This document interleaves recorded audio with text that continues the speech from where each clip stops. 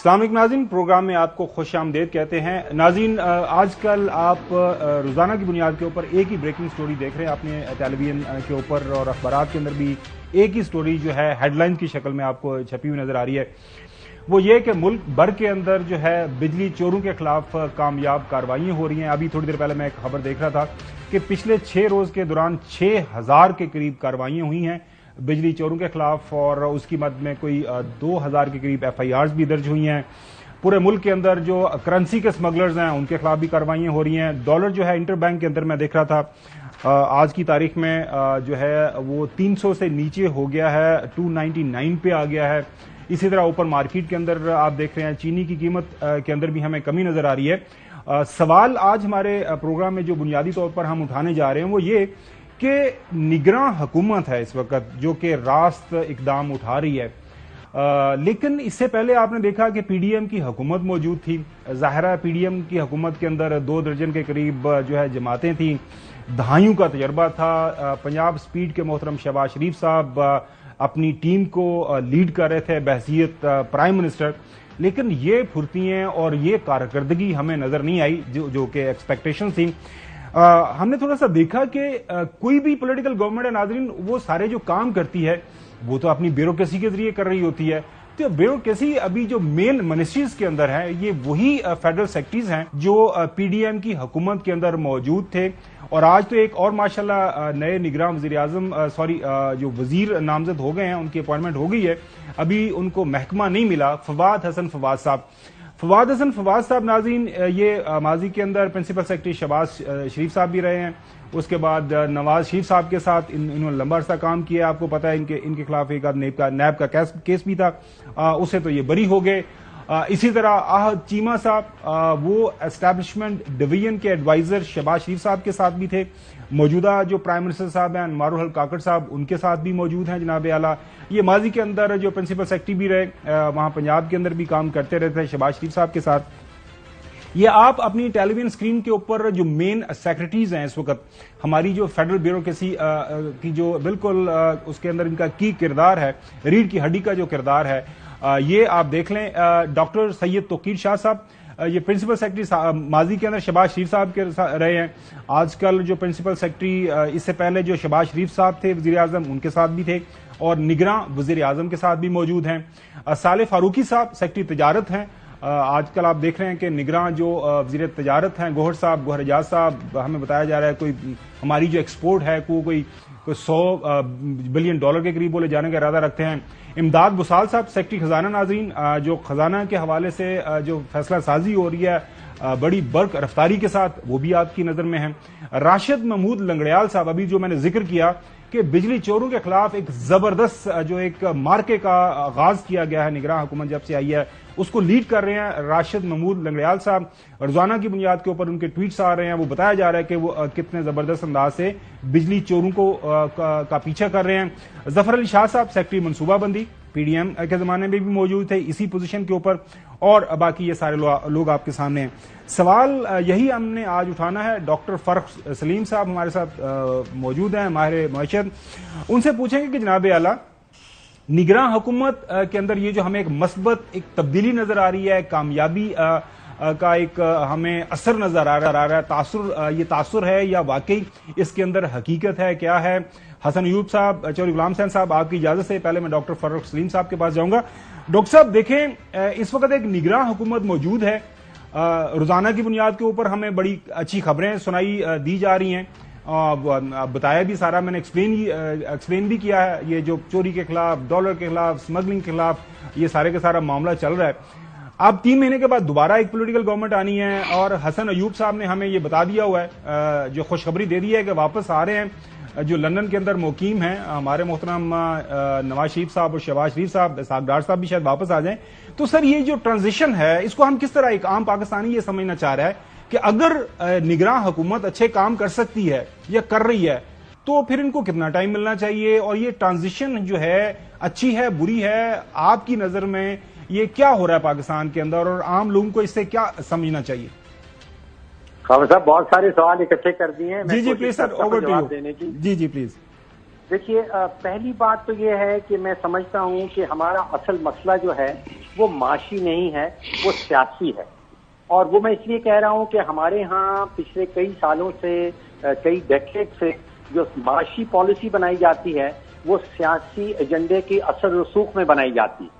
اور اصل پرابلم یہی ہے کہ معاشی پالیسی کا تشکیل دینا ایک سیاسی اثر رسوخ کے تحت، سیاسی ایجنڈے کے تحت. اگر معاشی پالیسی کو سیاست سے یا سیاست کے اثر رسوخ سے علیحدہ کر دیا جائے، جس طرح بہت سارے ملکوں میں کیا گیا ہے، تو پھر میں سمجھتا ہوں کہ جو ابھی معاشی پرابلم عوام کے حوالے سے، مہنگائی کے حوالے سے یا ڈالرز کے فقدان کے حوالے سے، ان پہ بڑی حد تک قابو پایا جا سکتا ہے. تو بنیادی آرگیومنٹ دیں کہ یہ اصل مسئلہ ہمارا معاشی نہیں ہے، ہمارا اصل مسئلہ جو ہے وہ سیاسی ہے.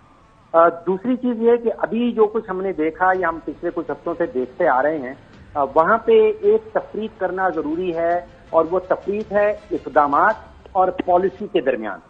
ابھی جو کچھ جن چیزوں کا آپ نے بھی ذکر کیا، اسمگلرز کے خلاف کریک ڈاؤن ہو رہا ہے، کرنسی سٹہ بازوں کے خلاف کریک ڈاؤن ہو رہا ہے، بجلی چوروں کے خلاف کریک ڈاؤن ہو رہا ہے، یہ سب اقدامات ہیں.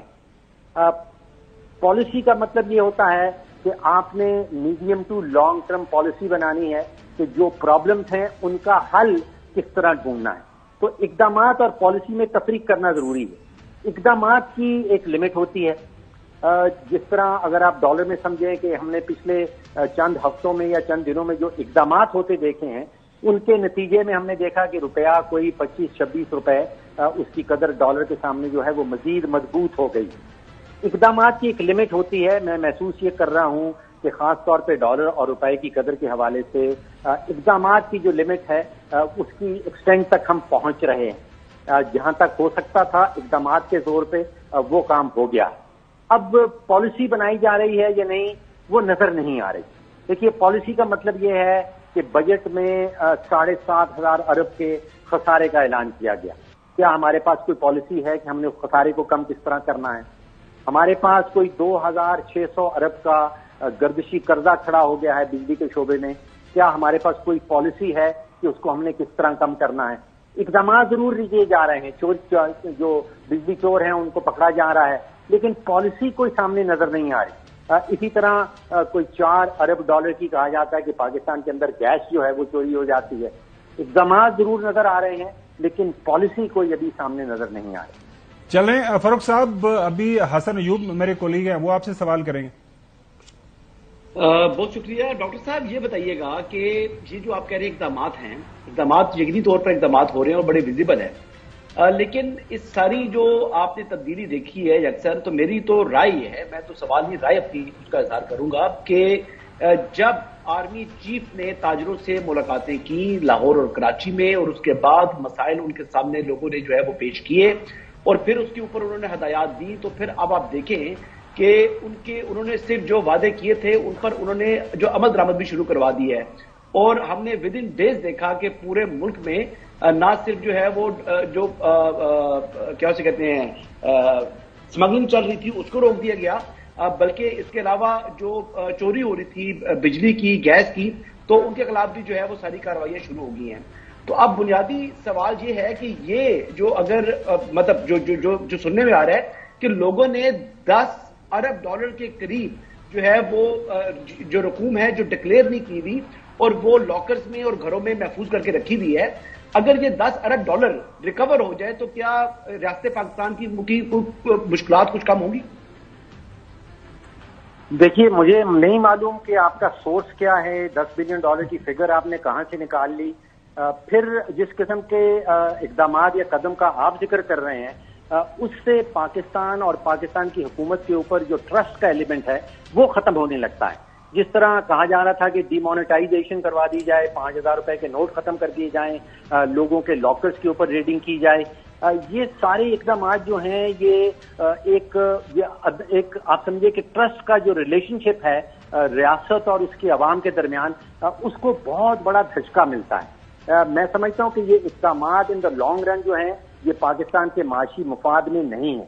اگین اقدامات سے بڑھ کے ہمیں پالیسیز بنانی ہوں گی کہ ایسی پالیسیز بنائیں جو کہ ڈالر کو اٹریکٹ کریں پاکستان کے اندر، بجائے اس کے کہ جیسے آپ کہہ رہے ہیں کہ لوگوں کے لاکرز میں جا کے چھان بین کی جائے اور وہاں سے ڈھونڈا جائے اور ڈالرز کو واپس لایا جائے. اس سے بڑے جو ان لوگوں نے جنہوں نے آپ یہ سمجھیں کہ بہت بڑے اماؤنٹ جو ہے وہ ذخیرہ کر رکھی ہے اور اس ویلتھ کو ڈکلیئر نہیں کیا ہوا، تو وہ بھی تو غیر قانونی ہے نا. اگر میرے پاس کوئی پیسے ہیں تو میرا فرض بنتا ہے کہ میں اس پیسے کو ڈکلیئر کروں، اور اگر میں نے ڈکلیئر نہیں کیا ہوا تو وہ پھر کالا دھن ہے. جی حسن، وہ بنیادی طور پر یہی بات کر رہے ہیں ڈاکٹر صاحب کہ اس حوالے سے کوئی نہ کوئی پالیسی لے کے آنا پڑے گی. جی چوئی صاحب، آپ کا سوال. نہیں، پہلی پالیسی تو یہ ہے کہ اگر گوڈز اور سروسز پروڈیوس نہیں ہو رہی، ایکسپورٹیبل سرپلس نہیں مل رہا اور لوگوں کے کھانے پینے کا بندوبست نہیں ہو رہا، تو پھر نہ آپ کی کوئی اکنامک پالیسی ہے، نہ کوئی سیاسی پالیسی ہے، نہ حکومت ہے، نہ سوائے پولیس گردی کے اور تو پھر کوئی رہ نہیں گیا. تو کون اس کی سپورٹ کر سکتا ہے اس قسم کے اقدامات کی؟ اور جی ڈاکٹر صاحب. جی دیکھیے، جس قسم کے اقدامات کیے گئے ہیں ان کی میں سمجھتا ہوں کہ اشد ضرورت تھی.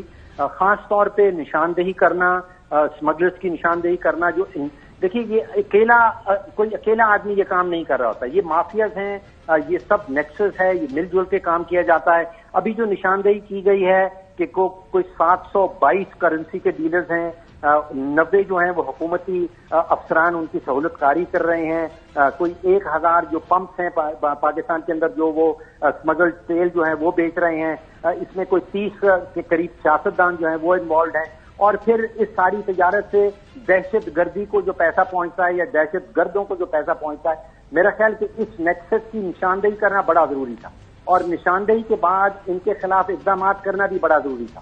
لیکن پالیسی جو ہے وہ سبسٹیٹیوٹ نہیں ہے ان اقدامات کی. اگر آپ نے یہ اقدامات کر لیے ہیں تو پھر ہم سکھ چین سے نہیں بیٹھ سکتے کہ بس ہم نے کام کر دیا. پالیسی بھی بنانی پڑے گی. یہ بھی آؤٹ کم ہے نا پالیسی کا. جو بنیادی اچھا ڈاکٹر صاحب جو سوال ہے وہ یہی ہم کرنے کی نمبر تو میں پوچھ یہ رہا ہوں کہ اگر اکنامک ایکٹیویٹی جنریٹ نہیں ہوتی تو پھر آپ کدھر سے ایکسپورٹ بڑھائیں گے اور لوگوں کو روٹی دلائیں گے؟ مجھے اس کا جواب نہیں دیتے آپ لوگ. جی ڈاکٹر صاحب. جی دیکھیے، مجھے جو لگ رہا ہے اس وقت ایک ڈیول قسم کی اٹیمپٹ ہو رہی ہے. ایک تو بیرونی حوالے سے اور ایک اندرونی حوالے سے. ہم نے بہت فوکس کیا ہے کہ اندرونی حوالے سے پاکستان کے اندر کس قسم کے اقدامات جو ہیں وہ اٹھائے جا رہے ہیں. بیرونی حوالے سے جو SIFC کو اسٹیبلش کرنا ہے وہ ایک کوشش ہے کہ بیرونی سورسز سے، بیرونی سرمایہ کاروں سے ڈالرز کو پاکستان میں کس طرح اٹریکٹ کیا جائے. دیکھیے پچھلے کئی سالوں سے جو 3 بڑی پرابلمز ہمیں نظر آتی ہیں. جو بیرونی سرمایہ کار ہیں وہ کہتے ہیں کہ پاکستان کے اندر اگر ہم سرمایہ کاری کرنا چاہتے ہیں تو بہت بیوروکریٹک ہرڈلز ہیں، ریڈ ٹیپزم بہت ہے. میں یہ سمجھ رہا ہوں کہ SIFC کے بعد جس کمیٹی کے اندر، جس فیسیلیٹیشن کاؤنسل کے اندر چیف آف دا آرمی صاحب خود سے بیٹھے ہوں گے تو وہ بیوروکریٹک ہرڈلز ہیں وہ کم ہو جائیں گی. ایک بہت بڑی پرابلم بیرونی سرمایہ کاری کی رہتی تھی کہ صوبے اور وفاق کے درمیان کے جو تعلقات ہیں، جو کوآرڈینیشن ہے وہ آئیڈیل نہیں ہے. وہ وفاق سے آ کے اپنے پرپوزل جو ہیں، اپنے پروجیکٹ جو ہیں ان کو فائنلائز کر لیتے ہیں اور پھر صوبوں میں آ کے پرابلم شروع ہو جاتی ہے. آپ نے دیکھا ہوگا کہ SIFC کا جو آرڈیننس آیا ہے اس میں خاص طور پہ یہ لکھا گیا ہے کہ SIFC کا ایک اور کام جو ہوگا وہ صوبوں اور وفاق کے درمیان کوآرڈینیشن کا ہوگا. ایک اور بہت بڑی پرابلم جو ہمیشہ سرمایہ کار، بیرونی سرمایہ کار خاص طور پہ اٹھاتے ہیں، وہ کہتے ہیں کہ جب وہ اپنی پروجیکٹس لے کے آتے ہیں تو وفاق کے لیول کے اوپر ٹائملی ڈیسیجن نہیں ہو پاتا، ٹائم کے اوپر فیصلہ سازی نہیں ہو پاتی. اچھا ڈاکٹر صاحب، یہ ساری باتیں ٹھیک ہے، لیکن جو سوال بنیادی ہے وہ وہاں کا وہاں ہے کہ دیکھیں ایٹ دا میکسیمم جو ہے جنوری میں نہیں تو فروری کے اندر آپ کو الیکشن کی طرف جانا ہے ہر حال کے اندر. اگین جو آپ نے جو جواب دیا کہ جی اصل مسئلہ ہی ہمارا سیاسی ہے. By and of February Pakistan کے اندر پولیٹیکل ایک گورنمنٹ ہوگی، صوبوں کے اندر پولیٹیکل گورنمنٹس بیٹھی ہوں گی، آپ ظاہر ہے اپنی پولیٹیکل پارٹیز جو بھی جو الیکشن جیتیں گی وہ آگے بیٹھ جائیں گی. تو یہ جو ایک ٹرانزیشن ہو رہی ہے ایٹ دس مومنٹ ہمیں لگ رہا ہے کہ بڑا اچھا ہے. تو اس کی جو کنٹینیوشن ہے اس کا کیا کیا جائے گا؟ ظاہر ہے ये नी जर्क रिएक्शन या स्टॉप गैप अरेंजमेंट्स जो आप बात कर रहे हैं, बात तो वही है कि ये जो पॉलिसी बनानी है तो पॉलिसी कौन बनाएगा और कब बनेगी और कैसे ये इनको लॉन्ग टर्म पॉलिसी के अंदर कन्वर्ट किया जाएगा? देखिए, अमूमन हम मईशत को बहुत ही एक पेचीदा सा सब्जेक्ट बना के पेश करते हैं। ये कोई रॉकेट साइंस नहीं है। पिछले 50 सालों की जो माशी तारीख है बड़ी वाज़ेह है कि कौन से मुल्क माशी तौर पे तरक्की करते हैं और कौन से पीछे रह जाते हैं। साउथ कोरिया देख लें, ताइवान, वियतनाम, मलेशिया, इंडोनेशिया, इन सब ममालिक ने एक काम तो ये किया कि अपनी माशी पॉलिसी जो है वो सियासी असर रसूख को उसके ऊपर कम से कम कर दिया और सियासत और मईशत को उसमें तफरीक एक पैदा कर दी। दूसरी चीज ये है कि पॉलिसी का तसलसल, पॉलिसी कंटिन्यूटी। अभी जो मैं SIFC का जिक्र कर रहा था उसका जो बुनियादी कॉन्सेप्ट सामने नजर आता है कि चाहे एक हुकूमत आए दूसरी हुकूमत जाए, जो पॉलिसी का तसलसल है SIFC के हवाले से वो कायम रहेगा। SIFC कायम रहेगी, उसमें शायद वजीर आजम तब्दील हो जाएगा, लेकिन उसके अंदर जो पॉलिसी का तसलसल है उसको कायम रखा जाएगा। एक बहुत बड़ा एलिमेंट जो और है जो हमें नजर आता है उन ममालिक के दरमियान फर्क जो तरक्की कर पाते हैं और जो तरक्की नहीं कर पाते, पॉलिटिकल सर्टिनिटी, सियासी इस्तेहकाम या सियासी अदम इस्तेहकाम। तो जब तक ये दो चीजें हम पाकिस्तान को नहीं दे पाते, सियासी इस्तेहकाम और पॉलिसी का तसलसल, उस वक्त तक माशी तरक्की आप नहीं देख पाएंगे। चलें, पहले एक क्वेश्चन हसन चौधरी साहब कह रहे हैं, को बात करना चाह रहे हैं, उसके बाद हसन आपके पास। जी चौधरी साहब। फारूक सलीम साहब, जो आपकी स्टैंडिंग है ना एज इकोनॉमिस्ट, जर्नलिस्ट और एनालिस्ट, उसका तो बिल्कुल किसी को कोई इख्तलाफ नहीं है और आप जो सही समझते हैं उस पर डट के बात भी करते हैं। हमारा इशू है, जैसे हसन अयूब साहब ने कहा है कि $10 बिलियन के लगभग लोगों के घरों में या लॉकर्स में या मतलब तय खानों में लूट के रखे हुए हैं कि कोई वो जेन्युइन या वो ब्लैक यानी मनी के अलावा है ही नहीं कुछ, वो जेन्युइन नहीं हो सकती, यानी उन्होंने टैक्स नहीं दिया या कोई और लूट मार की है। तो $10 बिलियन अगर रिकवर कर जाए तो हमें तो बजाय शो करने के हमें तो लुटियां डालनी चाहिए कि पाकिस्तान जो है वो दुनिया में दोबारा सामने आ जाए। लेकिन बाहर की जो आप बात कर रहे हैं ना, उसको तो आपको धचका लगा जो नई दिल्ली में आपके जिसको पंजाबी जो कही जाए हिकते मूंग दड़े गए ने, वो उसको भी आप अपने ज़हन में रखें कि we have been ignored very badly. Ji doctor साहब। जी, मेरी दरखास्त है हसन अयूब साहब से भी, चौधरी साहब से भी, ये $10 बिलियन की जो सोर्स है इनका, वो मुझे बता दें कि इनको कहां से पता चला कि $10 बिलियन जो है वो लोगों ने छुपा के रखा हुआ। सर दूसरी बात देख लीजिए, जो पाकिस्तान का बुनियादी प्रॉब्लम है वो ये है कि हम $30 अरब से एक्सपोर्ट ज्यादा नहीं बढ़ा पा रहे और हमारी इंपोर्ट जो है वो $70 अरब पे पहुंच जाती है। अगर ये जिस $10 बिलियन का जिक्र बार बार हो रहा है वो आप ले लें, निकाल लें इन लोगों से, तो उसका मतलब ये है कि अगले 2 महीने के मामला चल जाएगा। असल प्रॉब्लम जो आपका एक्सपोर्ट और इंपोर्ट का फर्क है वो कहां का वहीं रह जाएगा। $10 बिलियन आप लॉकर से निकाल लें, आप लूटे हुए पैसे वापस ले आए, ये इकदाम है, ये पॉलिसी नहीं है, ये एक कदम होगा। जी हसन। अच्छा सर, मेरा क्वेश्चन ये है कि अगर आपको याद होगा कि उस वक्त कायदे हिज़्ब इख्तिलाफ थे शहबाज शरीफ साहब, उन्होंने चेयरमैन तहरीक इंसाफ को पेशकश की थी जब वो प्राइम मिनिस्टर थे कि मिसाक़े मुर्शिद के लिए तमाम जो सियासी जमातें हैं वो मिलकर बैठे हैं, लेकिन उस वक्त हसन साहब जो उनका जवाब दे देना उन्होंने इनकार कर दिया। तो आप ये बताइएगा कि अगर उस टाइम ये बस मिस ना होती तो क्या आज पाकिस्तान के हालात बेहतर होते? देखिए, आप मुझसे क्या सराई करवा रहे हैं कि अगर ये होता तो वो हो जाता, अगर ये ना होता तो फिर क्या होता? इसका जवाब देना बड़ा मुश्किल। देखिए, अगर स्टेटमेंट जस्टिफाई करें कि $10 बिलियन कहाँ है? जी, मेरे पास कोई सोर्स ऐसा नहीं है जिसने मुझे बताया हो कि $10 बिलियन जो वो पड़ा है। ये एक हवाई फिगर है, बेशक आप इसको 10 कह लें, 20 कह लें, जो आपके दिल में आता है उसको बना लें, लेकिन वो हल नहीं है, वो पाकिस्तान के प्रॉब्लम्स का हल नहीं है। देखिए, 2 सबसे बड़े इशू इस वक्त जो आ रहे हैं वो 24 करोड़ अवाम का सबसे बड़ा इशू है, वो खुराक की महंगाई। एक तो बात आप इजाजत दे मैं कह दूं, जी आप जो कह रहे हैं कि ये पॉलिसी नहीं है, ये पॉलिसी है जीरो टॉलरेंस की, कि जो लूट मार करे, जो पैसे मुल्क के यानी टैक्स ना दे या ड्यूटी ना दे, जो وہ غلط کاریاں کرے ہی ول ناٹ بی اسپیئرڈ، لائن کھینچ دے. تو یہ پالیسی کا نتیجہ ہے نا مینیفیسٹیشن. آپ کہتے ہیں یہ اقدامات ہیں. جی ڈاکٹر صاحب. جی میں پوری طرح سمجھ نہیں پایا چودھری صاحب کیا اچھا کہنا چاہ رہے ہیں. بنیادی تو دیکھیں بنیادی طور پر جو چودھری صاحب پوچھنا چاہ رہے ہیں وہ یہ کہہ رہے ہیں کہ ایک پالیسی بنی اسی کے تحت یہ جو ریٹز ہو رہے ہیں یہ سارا کچھ ہے، لیکن آئی سرٹنلی انڈرسٹینڈ کہ جو آپ ایز این اکانومسٹ یا جس انداز سے آپ ایکسپلین کرنے کی کوشش کر رہے ہیں کہ لانگ ٹرم ظاہر ہے آپ کو ملک کو اگر آپ نے آگے لے کے جانا ہے تو ملک کے اندر جو اکنامک ایکٹیویٹی جنریٹ ہوگی، فیکٹریاں چلیں گی، آپ کی ایکسپورٹس بڑھے گی. فار دا ٹائم بینگ تو آپ میرے گھر میں اگر چوری میں نے کیا تو وہ نکال لیں گے، لیکن اس کے بعد وہ ظاہر ہے اس کو کہیں نہ کہیں پہ آپ نے پیسے کو استعمال کرنا ملک کے اندر جو چیزیں چلانی ہیں.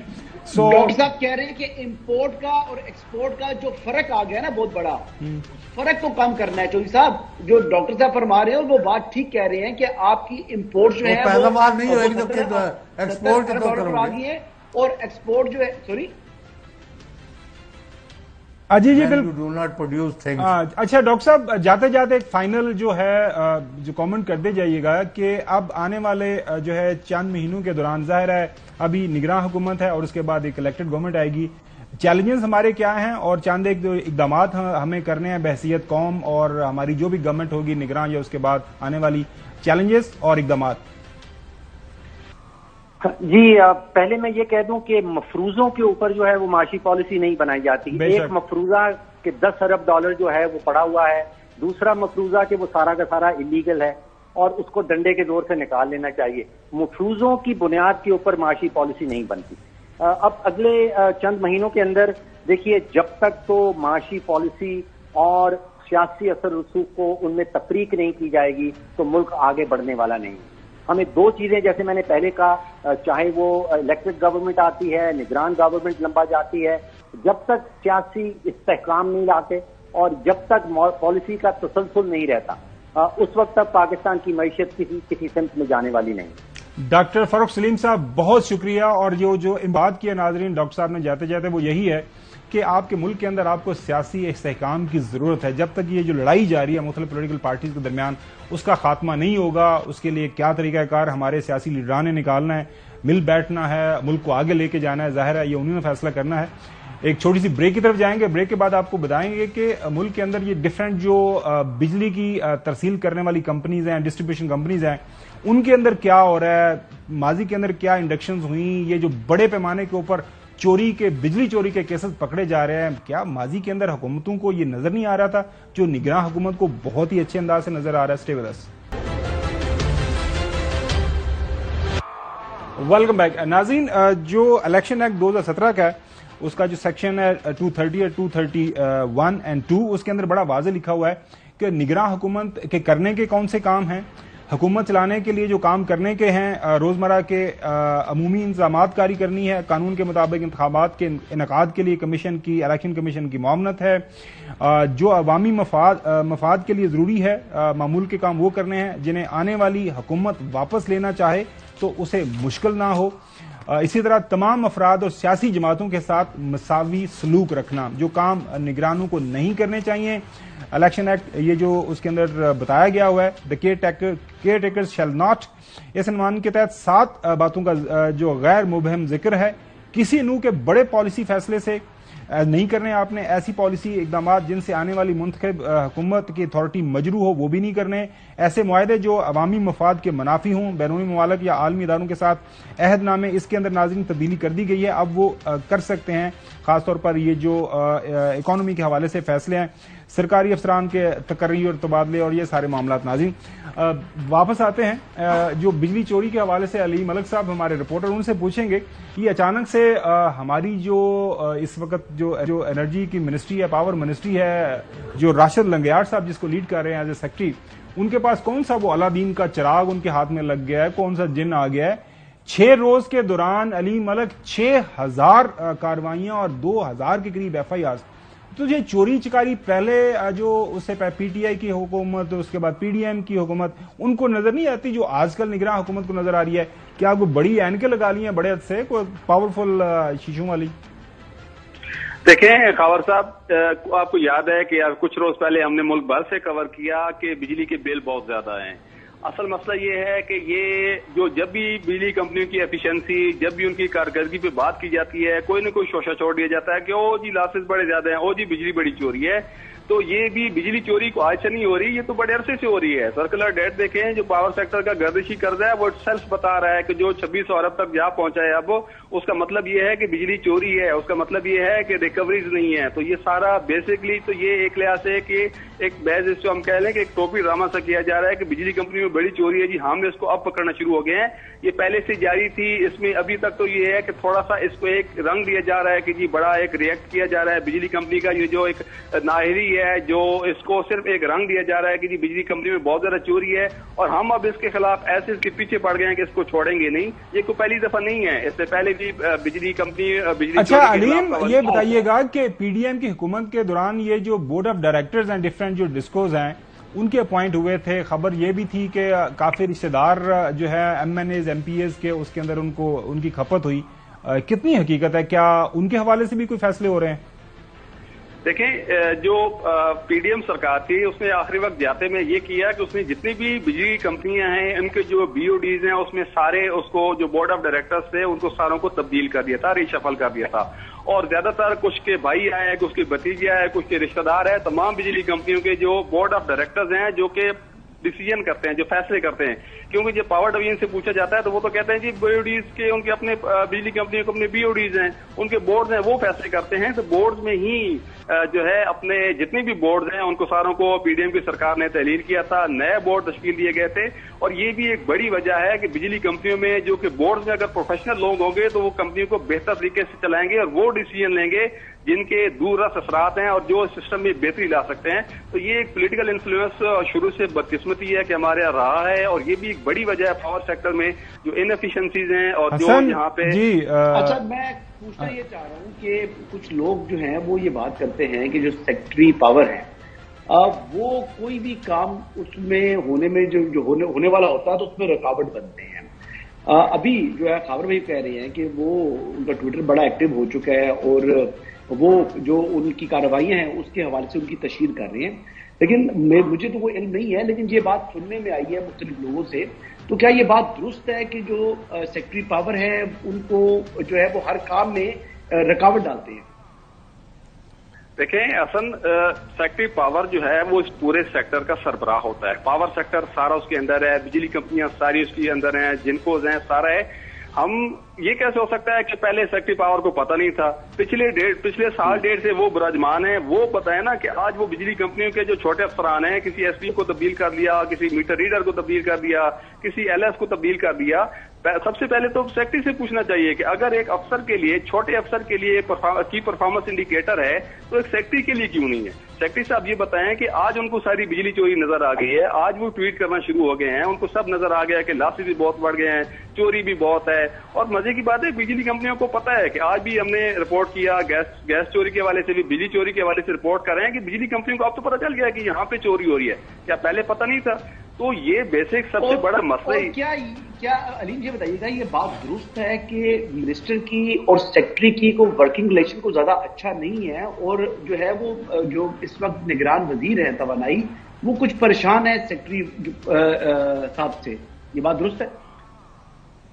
ہاں، یہ خیر یہ تو اس قسم کی اصل جو موجودہ نگران وزیر ہیں ان سے تو خیر زیادہ گلہ بنتا بھی نہیں ہے نا، کیونکہ ابھی ریسنٹلی آئے ہیں نا. لیکن مسئلہ یہ ہے کہ یہ ہمارے پاور سیکٹر کا ہمیشہ سے المیہ رہا ہے کہ یہاں جو بیوروکریسی ہے وہ اپنی کھیل کھیل رہی ہوتی ہے. جو وزیر آتے ہیں ان میں سے ہم نے کتنے، اب تاریخ دیکھ لیں ہماری تاریخ، کتنے لوگ آئے ہیں جو کہ پاور سیکٹر کو بڑے. جی ناظرین، پاور سیکٹر کے اندر آپ کو پتا ہے پاور پالیٹکس چلتی ہے. چوہدری صاحب آپ کو سوال پوچھنا چاہ رہے ہیں؟ سوال ہی سوال ہے یہاں تو. پہلے تو آپ یہ بتا دیں کہ ابھی یہ پر یونٹ جو عام صارف ہے، کنزیومر ہے، گھریلو صارف ہے، وہ سنا ہے کہ 90 روپے تک جائے گا. تو یہ کچومر ہی تو کچومر بھی چھوٹا لفظ ہے، کچھ اور ہی نئی ڈکشنری ایجاد کرنی پڑے گی. اور نمبر 2، ان اقدامات سے یعنی بجلی جو ہے وہ لوگوں کو سستی دینے میں کون سی مدد ہوگی، یہ مجھے ذرا اس پر بتا دیں. تو سر میں آپ کو جو کچھ عرصہ پہلے ہم نے رپورٹ بھی کی ہے کہ اس سال کا جو تخمینہ ہے نا ہمارا، ہمارا ایک سب سے بڑا فیکٹر اس وقت یہ ہے کہ ہمارے ہاں کھپت ہی نہیں رہی ہے، انڈسٹریز سرگرمیاں ہماری ختم ہو گئی ہیں، اور سب سے بڑا جو عذاب ہے اس ملک میں وہ سب کیپیسٹی پیمنٹ ہے۔ اس مالی سال میں ہم جتنی بجلی پیدا کریں گے اس کا 71% جو ہے ہم کیپیسٹی پیمنٹس دیں گے، یعنی 71% تک ہم نے کیپیسٹی پیمنٹس کرنی ہے۔ سب سے بڑا عذاب ہمارے لیے یہ ہے کہ ہم نے وہ معاہدے کیے ہوئے ہیں جو آج ہمارے لیے عذاب بن گئے ہیں، جس کے تحت اب صارفین جو آپ کہہ رہے ہیں نا 90 روپے، جس حساب سے ڈالر اوپر جا رہا ہے، جس حساب سے ہماری جو ایفیشنسی ہے وہ لو ہو رہی ہے، کم ہو رہا ہے ڈالر۔ اور تو یہ سارے یہ فیکٹرز ہیں، ہمیں سستی اس صورت میں ملے گی جب ہم فوکس کریں گے کہ ہم نے ایک پلان کے تحت چلنا کیا ہے، ہم نے سستی بجلی پیدا کرنی ہے، ہم نے وہ معاہدے کرنے ہیں جو کہ ملکی مفاد میں ہیں، یا اگر کچھ ہو بھی سکتا ہے تو اس میں ہم نے جو ہے وہ اس کو ریویو کریں کہ یار خدا جی علیم بہت شکریہ وقت دینے کے لیے۔ ناظرین بات چل رہی ہے نا، اب ظاہر ہے پاکستان کی جو معیشت کا زیادہ سے زیادہ انحصار جو ہے وہ ڈالر کی قیمت کے اوپر ہے۔ ہم نے تیل باہر سے خریدنا ہوتا ہے، اور جب تیل مہنگا ہوتا ہے ہمیں زیادہ ڈالر دینے پڑتے ہیں، تو ڈالر اگر آپ کا مہنگا ہو تو پھر فرق پڑتا ہے۔ ڈار صاحب حال ہی کے اندر وہ لندن سے واپس آئے ہیں، وہ تو ایک کوئی ڈیفرنٹ کہانی سنا رہے ہیں جناب اعلیٰ، ان کا کیا کردار تھا، دنیا ان سے کیوں ڈرتی تھی اور ڈالر کیوں نہیں ڈرتا تھا، سنیں ذرا۔ آپ نے دیکھا کہ میں جہاز میں بیٹھا تو 5-6 پہ نیچے ایک میری ایک ہسٹری ہے 98-99 2013-14 240 میں تھا جب میں آیا، تو یہ 217 تک آ گیا تھا مڈل آف اکتوبر۔ آپ کو پتا ہے کہ میری ایک ہسٹری ہے، اور اس سے کچھ دنیا کے ادارے بڑے خوف زدہ ہیں، ان کو بہت تکلیف تھی، وہ ان کو ڈر تھا کہ یہ 200 پہ لے جائے گا، اور ایزیلی 200 پہ جا سکتا تھا۔ ناظرین ظاہر ہے یہ ایک دعویٰ رہا ہے ڈار صاحب کا، اور اس اپنے دعوے کے اوپر قائم ہے، لیکن جو شاہد خاقان عباسی صاحب ہیں وہ سابقہ پرائم منسٹر بھی ہیں، وہ پاور منسٹر بھی رہے۔ ناظرین پاکستان مسلم لیگ نون کا وہ یہ وزیر بھی رہے ہیں، جی کافی ظاہر ہے پرانے ان کے ساتھی ہیں، وہ کیا کہہ رہے ہیں سنیں ذرا۔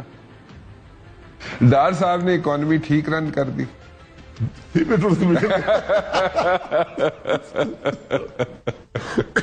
اس معاملے کا ٹروتھ کمیشن جو وہ پولنگ اسٹیشن پہ آپ کو نظر آئے گا۔ اچھا، شہباز صاحب جو تھے as a prime minister, was he a failure اور was he a success? Truth commission ہے جی، ٹروتھ کمیشن۔ یہ بوجھ آپ کا تھا نہیں، آپ نے زبردستی اس کو اپنے گلے لیا ہے 16 مہینے کی حکومت کر کے۔ اب پھر آپ نے حکومت دے دی، حکومت کریں، پھر کریں، لوگوں کو دکھائیں کہ ہم کیا، ہماری کیپیسٹی کیا ہے۔ ہم نے وہ نہیں کیا، اصل تو خرابی وہاں سے پیدا ہوئی۔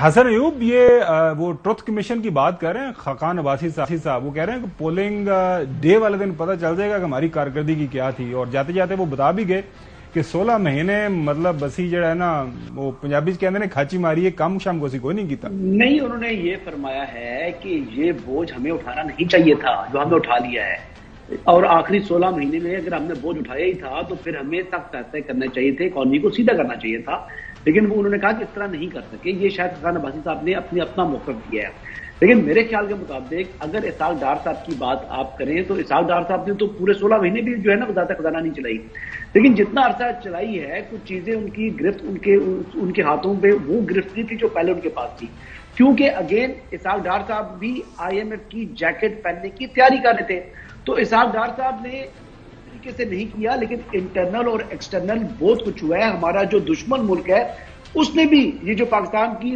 جو یو آر اسٹل ہوپفل کہ ڈار صاحب آپ واپس آئیں گے دوبارہ جب نون لیگ جیتے گی تو وہ ہماری اکانومی کو ٹھیک کریں گے؟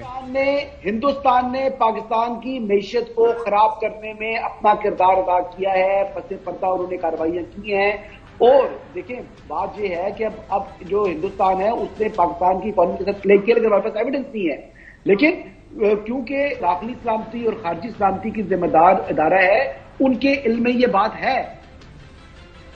ظاہر ہے انڈیا کب ہمارا ساتھی رہا ہے، دوست رہا ہے، تو جو صاحب آپ کیا ڈار صاحب کے ان خیالات سے متفق ہیں کہ جناب اعلیٰ دنیا میرے سے ڈرتی ہے، دنیا نے میرے خلاف یہ کاروائی کی ہے، سارا جو ابھی حسن بتا رہے ہیں کہ دشمن ملک اور باقی سارے مل ملا کے میرے خلاف ہو گئے؟ وہ حسن صاحب کا تو یہ نقطہ نظر ہے نا کہ اگر پاکستان کو بچانا ہے اور 25 کروڑ لوگوں کی روٹی روزگار کا بندوبست کرنا ہے تو آپ کو نواز شریف کو اور اسحاق ڈار کو سپر ہیومن بینگ کا ان کو دے کے تمغہ تو ان کو بٹھانا ہوگا، اور جو ان کے مخالف ہیں میں نام نہیں دیتا ان کو ان کی چراہوں پر پھانسیاں لٹکانی چاہیے، لیکن beside the point اگر اگر اسحاق ڈار صاحب ڈالر 200 روپے پر لے آتے ہیں تو میں کہتا ہوں ان کو وزیر اعظم چھوڑ کے اس سے اور بھی کوئی فیلڈ مارشل وزیر اعظم بنانا پڑے تو بنائیں. ہمیں تو اچھا بہتری چاہیے, ہمیں تو ریزلٹ چاہیے. اگر حسن ایوب صاحب کے پاس جو رپورٹ ہے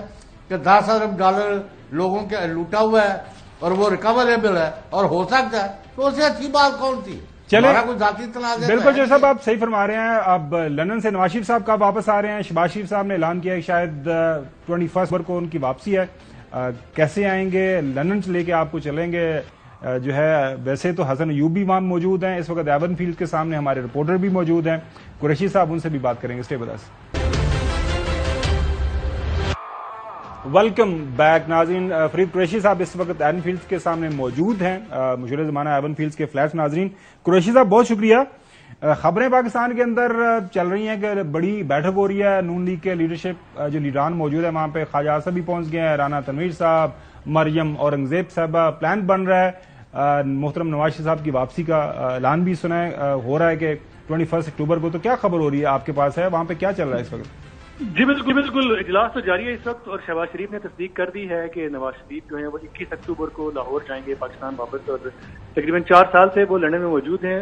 نومبر 2019 میں نواز شریف علاج کی غرض سے آئے تھے اور اس کے بعد سے یہیں پر مقیم تھے. اجلاس اس وقت حسن نواز کے دفتر میں جاری ہے جس میں ان کی واپسی اور استقبال کے حوالے سے جو تیاریاں ہیں اس پر بات چیت کی جا رہی ہے. اور شہباز شریف نے اس بات کی تصدیق کر دی ہے کہ وہ 21 کو پاکستان واپس پہنچیں گے.